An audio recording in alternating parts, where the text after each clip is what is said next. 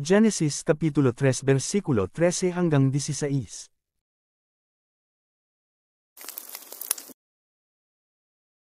Pero bago tayo magpatuloy, huwag kalimutang mag-follow. Dahil sa pag-follow mo, mas ginaganahan kaming gumawa ng mas marami pang content para sa inyo.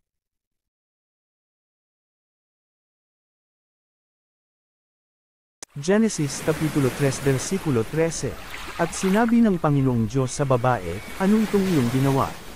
At sinabi ng babae, dinaya ako ng ahas, at ako'y kumain. Genesis Kapitulo 3 versikulo 14.